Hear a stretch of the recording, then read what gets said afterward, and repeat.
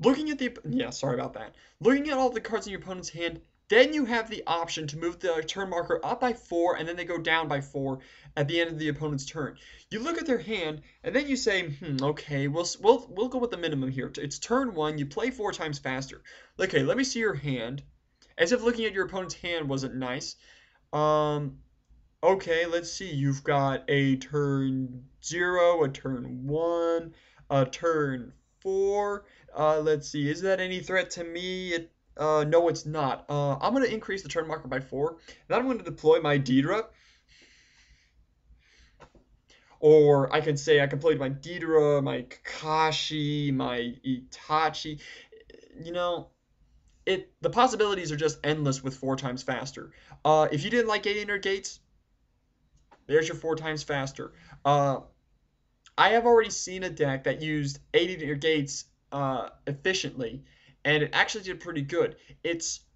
I would call it a burst deck because it comes at you very quickly whenever he actually gets 800 gates off. Seeing this, it only makes me that much more worried. All I can say to you guys on the defensive end of this mission is top deck something nice if they actually go with it.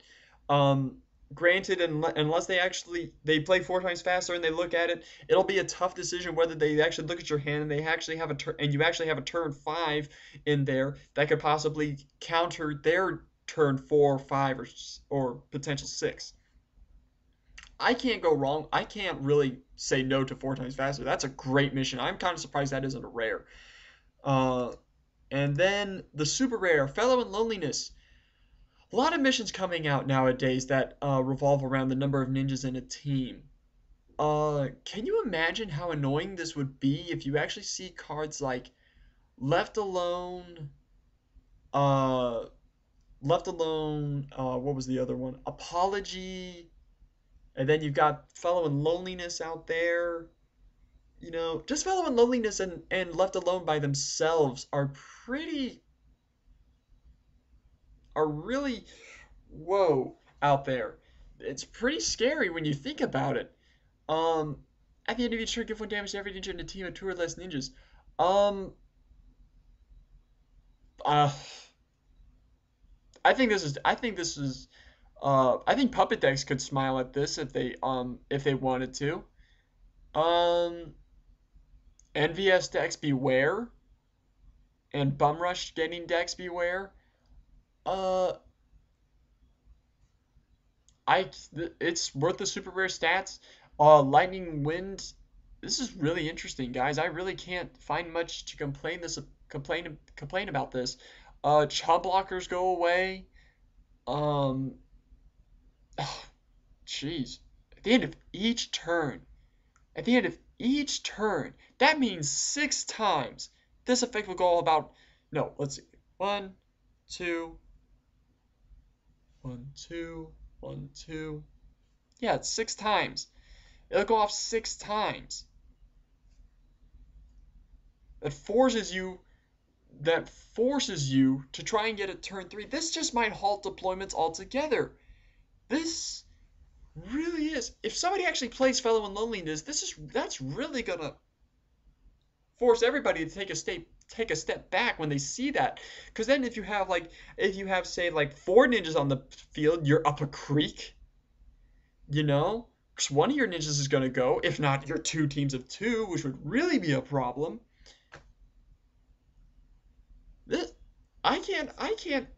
Fellow in Loneliness is really an interesting mission. I'm really speechless here. I think Wind decks, other than minus Puppet decks, Wind just got into the mix again. Lightning, I don't know why you guys would run this card. Most of you Chain Lightning users out there probably wouldn't want to use this. Lightning, other than Bum Rushing and Chain Lightning, I can't. This is just a really, really nice mission. And frankly, Lightning in general, guys, I'm going to say it again, you cannot deny me that there are a bunch of other cards out there for Lightning. Granted, some of the better cards for Lightning decks out there, like Jiraiya, Shadow Clone Jutsu, and Amina, have been restricted to 1, but you cannot tell me that Lightning is dead, because when you see previews like this, even including the Naruto and the Rock Lee and the Lightning theme, everything in this set is pointing Lightning into a different direction, and it's now a little bit even less predictable to think about their strategies now than ever before. I mean, Toads, Tempo, Naruto, Gamabuntas, um, Naruto Gamabunta decks, Bum Rush Lightning decks, Chain Lightning, Milling Lightning. You know, there are just so many more cards for Lightning now. It's really hard to take a guess at what's going to happen. But wow, this was really an interesting Lightning preview. Um, so all I can really say to about Faithful Reunion as a quick sum up to all of Faithful Reunion, I wish there was more Byakugan stuff. But oh yeah, it brings me up to the podcast, and I said this in another thread, but I wanted to say this to the podcast guys directly. When you guys actually mentioned the effect of five hungry sharks, no, I'm not going to tell you people at home what it is. When you when you mentioned five hungry sharks effect, I frankly just sat back in my chair when I was listening and just went, really? Why is that gotta be 500 sharks? I was really disappointed. Why? Because think about it. You think about it. Would that not sound a little bit more? How should we say? Make a little bit more sense if the name of that jutsu was called 8 trigrams 64 palms.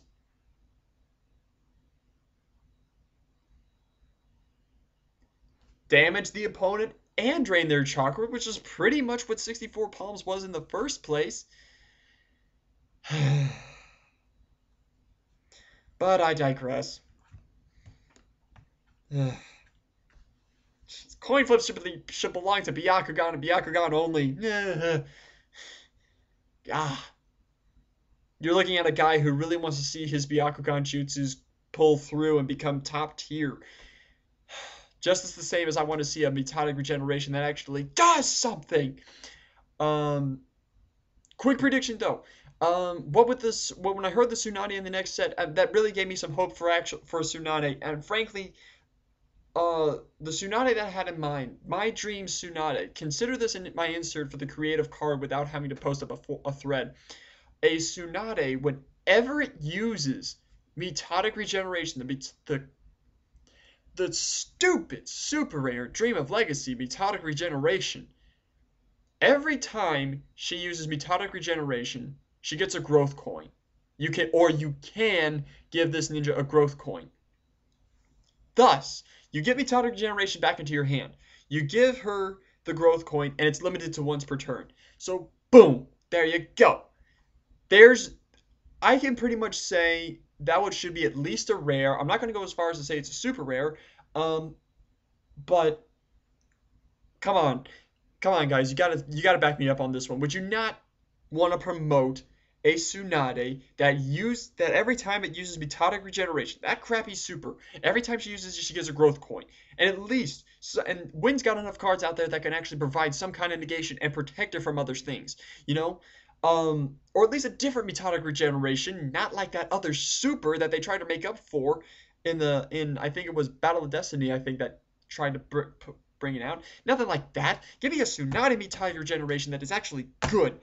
You know, there are a lot of cards I want to see justice out there. It's just my characters, my favorite kind of decks that really kind of get put on the short end of the stick here, especially in terms of jutsu use. And Five Hungry Sharks didn't help anything on my mood for that one. So, sad face for me. I cried more when the podcast was over, but for about Five Hungry Sharks. But I like the Tsunade. I can't complain about her. Until I actually want to think of another video up in the meantime, I probably got to get back to studying, guys. So, probably talk to y'all later.